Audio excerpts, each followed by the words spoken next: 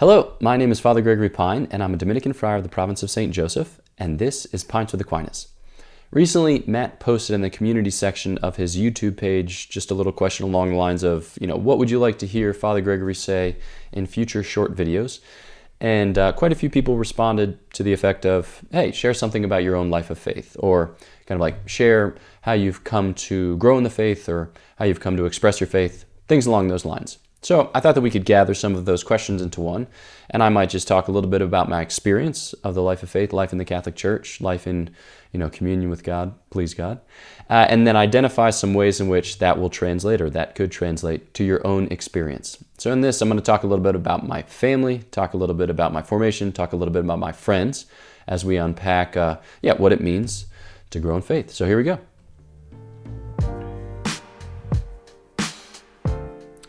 Boom. Okay, so maybe just to do a little bit of a narrative sweep, just talk about where I came from and then things that happened subsequently and then how I am here now. So I am the son of Barry and Regina Pine, and my mom and my dad are very different, and they have each given me something of their own personality, something of their own life, but also something of their own faith. And I wanted to stress this point because faith isn't something that you make up, right? That's actually been condemned as a heresy, this notion that the initium fidei can come from oneself. That would fall under Pelagianism or semi-Pelagianism, crazy town. So we're all cognizant of the fact that what we have received. And insofar as faith is the beginning of the life eternal, it's something that we receive from God through the instrument of who? Preachers or witnesses or saints. And in my own life, my faith has come in a peculiar way from my dad and from my mom. So each has their peculiar strengths, my dad being more the contemplative, my mom was more like the kind of charismatic type. But in their ways, they confirmed and they commended the faith to us.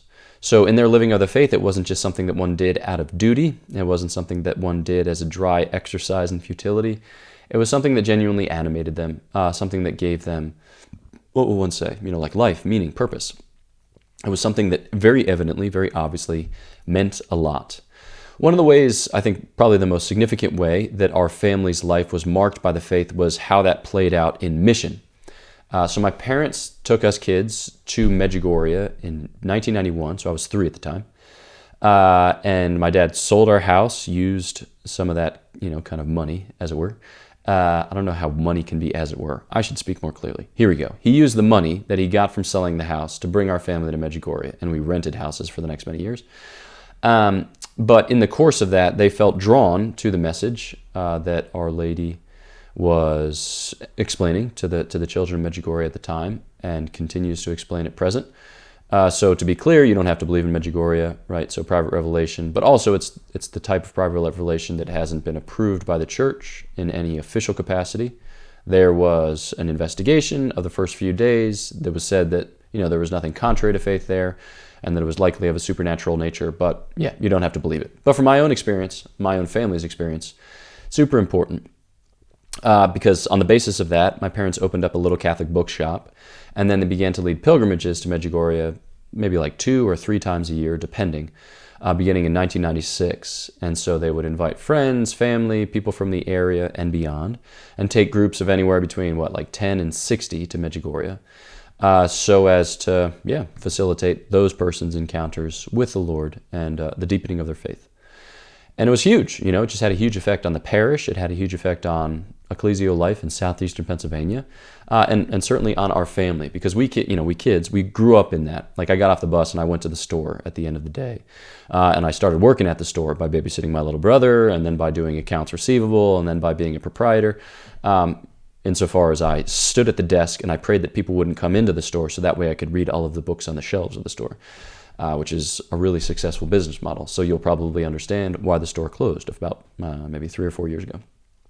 But with those trips to Medjugorje, our family was very much formed by the message of Medjugorje. And at Medjugorje, Our Lady says, I give you these 5 stones against your Goliath. So she encourages us, to make good use of Holy Mass, to go to monthly confession, to pray with the heart, specifically the Most Holy Rosary, to read sacred scripture each day, and then to fast, specifically Wednesdays and Fridays, on bread and water. So I grew up, with, like looking at my dad, just kind of putting some butter on his toast on a Wednesday evening as a concession to the flesh. And just going as a family to confession and having rosary groups at our house every month. We ourselves as a family prayed the rosary on a nightly basis, which I was never too pleased about because it always took longer than I wanted. But in the context of that family prayer, we came together, not in like a hand-holdy kumbaya type way, but in that we congregated around real goods and that we were shaped by those real goods. So, mom would open up the floor for intentions. People would share what they were worried about. She'd ask follow-up questions. It would take forever. I would bury my face in the carpet. And then my intention would be that this rosary would start soon. So I wasn't, appreciative of the fact that we prayed together as a family, but I was formed by that. And that for me was just a big part in who I am, or who I came to be.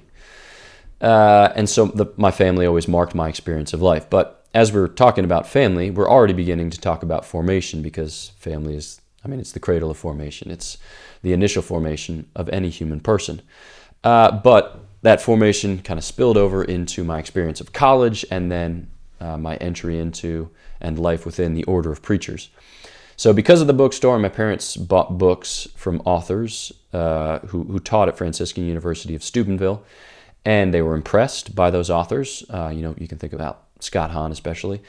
And they encouraged my eldest sister to check the school out as an option for, her post-baccalaureate career, or her I got to speak clearly, to go to college there. There you go, Father Gregory. You nailed it. So my sister Rebecca looked, was enamored, went, was grateful. My sister Kristen subsequently went as well. And then I went. And that was huge. Franciscan's tagline is academically challenging, passionately Catholic.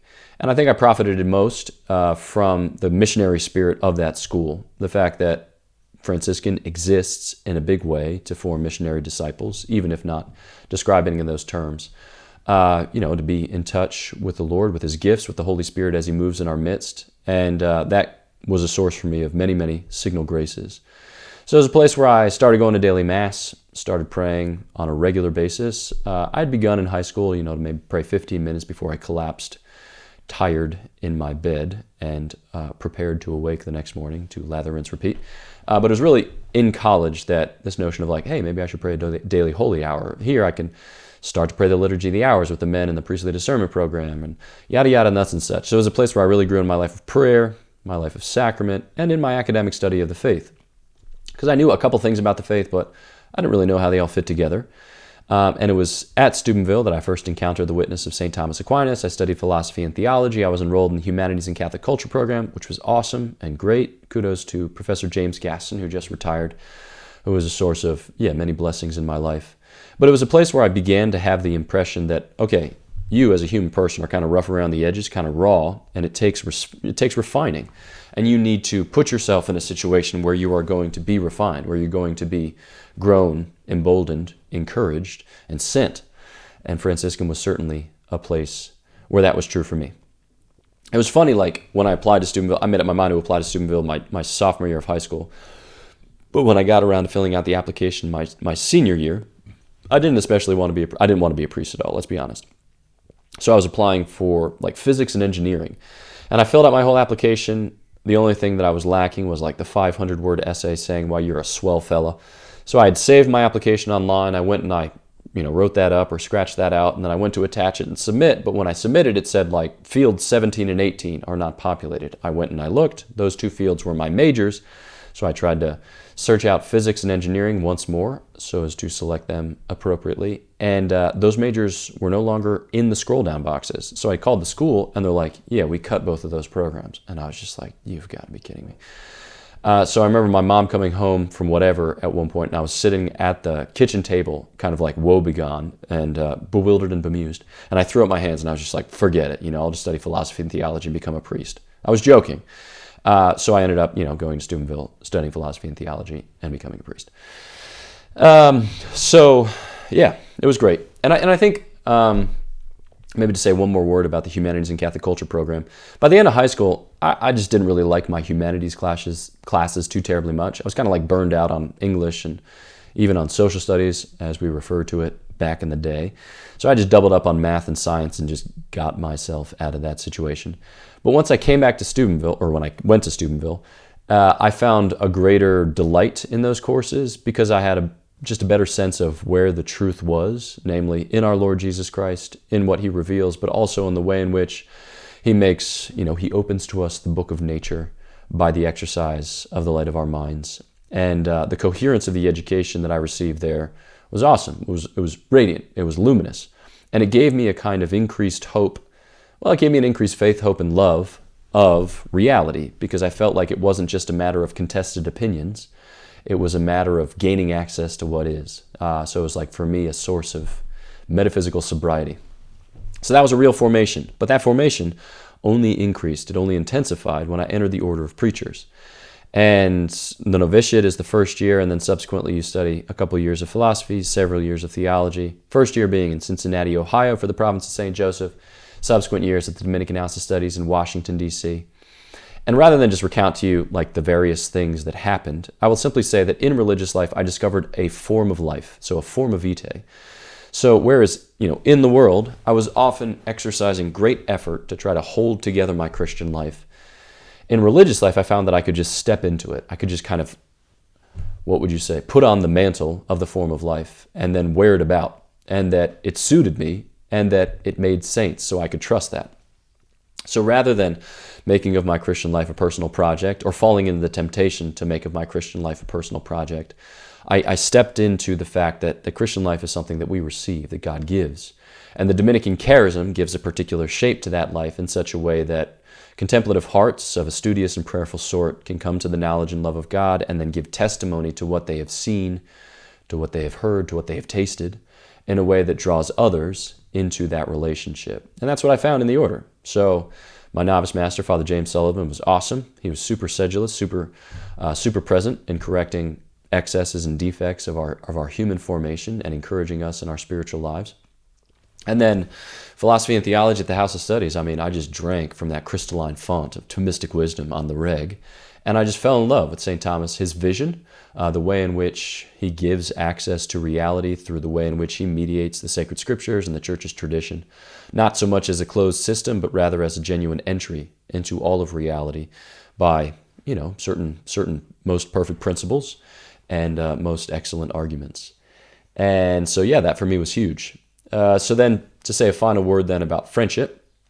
Along the way, friendship has been characteristic of my own growth in the faith. And I would commend this to you for your own life, that you cannot go to God alone. As Thomas Merton entitles a book, No Man is an Island. At the very least, he's part of an archipelago. So in high school, going back to grade school, I never had the closest friendships in grade school. Maybe I was a bit of a loner, maybe I was just weird, probably both. And then I made some decent friends in middle school, but then, things drifted in a weird direction because they got involved in this, that, and the other, which I didn't have great reasons as to why I didn't involve myself, but I knew at an instinctual level that those are the types of things that I couldn't tell my parents about, so I probably would be best leaving them to the side. And I remember 9th and 10th grade spending a lot of Friday and Saturday nights with my parents, which is not a boast of mine, it's just a humble admission. So I was not cool. I still am not cool, but I was especially not cool back in the day. But then I started to make some good friends at the end of high school, and certainly Steubenville was a place where I learned the art of Christian friendship. And the semester that I spent at our campus in Gaming, Austria, so my fall semester of my sophomore year, I made the best friends that I made throughout the whole of my collegiate life. And it started simply, one of the men, Tony Ertl, began jumping in the river, which ran out front of the Kartause Gaming, the Mitterbach. And maybe, who knows what reasons we did it for at the beginning, but maybe it was macho, maybe it was simple penitence, maybe it was fun, who cares?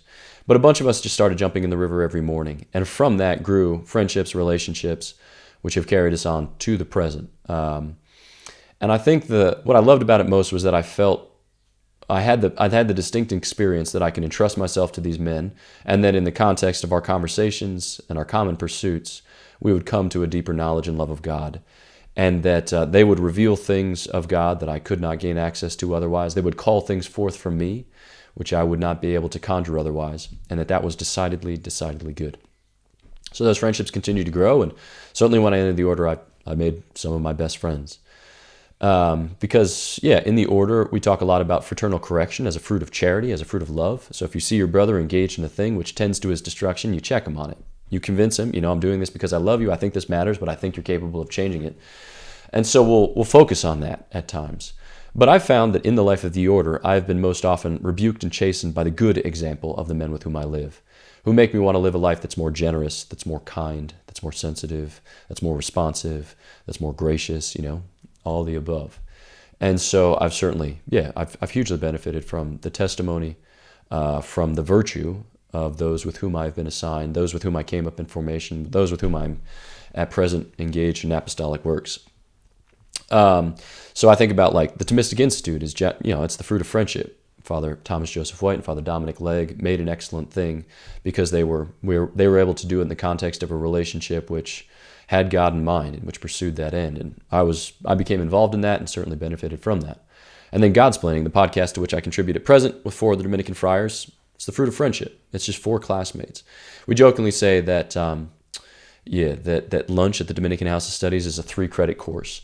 So we wanted to share those conversations, not because we think that everyone benefits from weird Dominican nerditude, but because there was a distinct sense in our sharing that our sharing was an invitation that was not being proffered as well or as widely as it could be. And so the podcast just reflected that. So my growth in faith, my life of faith, is very much bound up from what I've received from my family, from how I have been shaped by a formation, and ultimately, by how I've been encouraged by my friends. And I think that each of those insights, even if they are not reflected perfectly in your own experience or isomorphically in your own experience, resonate to a certain degree, because all of us are meant to receive the faith, to be formed by the faith, and ultimately to share the faith in the context of a common life. So what of that translates, I know not, but I hope that some of it does, and certainly that's my prayer for you. So that's what I wanted to say. This is Pontius Aquinas. If you haven't yet, please do subscribe to the channel, push the bell, and get updates when other things come from the channel, which channel is blowing up, by the way, as of late. So get aboard because good things are happening. And then I mentioned Godsplaining, a podcast of the Dominican Friars of the PSJ, Province of St. Joseph. Check it out. Sweet things are afoot.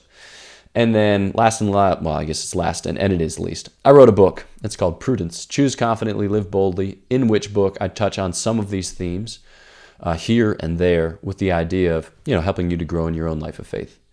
So that's it. All right. My prayers are for you. Please pray for me, and I will catch you next time on Pontius Aquinas.